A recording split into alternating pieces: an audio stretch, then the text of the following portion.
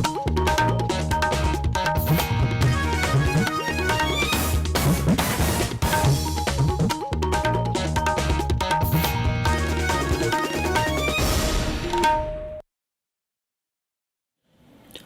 is All India Radio Shillong, the Northeast News Bulletin read by Sandeepan Chakravarti.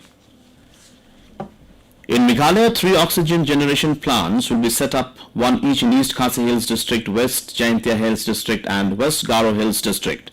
The PM Cares Fund has given in principle approval for allocation of funds for installation of 551 dedicated pressure swing adsorption medical oxygen generation plants inside public health facilities in the country. These plants should be made functional as soon as possible.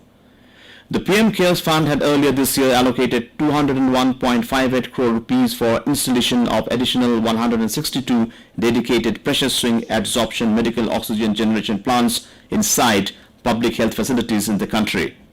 The basic aim behind establishing PSA oxygen generation plants at government hospitals in the district headquarters is to further strengthen the public health system and ensure that each of these hospitals has a captive oxygen generation facility.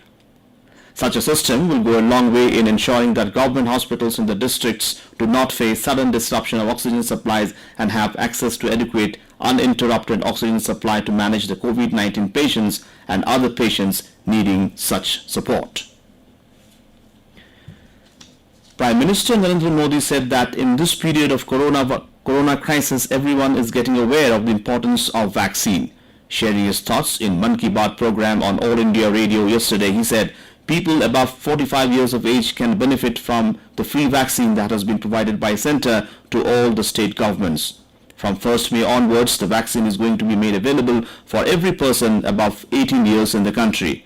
The Prime Minister expressed hope that people will come out of this crisis soon, and Government of India is fully engaged in taking forward the efforts of the state governments. Meghalaya reported 2 COVID-19 related deaths from East Khasi Hills district, bringing the number of fatalities to 160, while 208 new positive cases were also reported yesterday. According to a statement issued by the Directorate of Health Services, maximum new positive cases were reported from East Khasi Hills district at 161.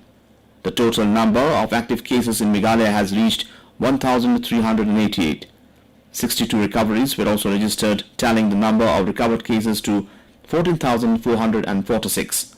So far, the state has witnessed 15,994 confirmed COVID-19 cases, out of which 14,446 persons have recovered. Nagaland reported 180 new COVID-19 positive cases yesterday, the highest single-day spike of new cases in the state.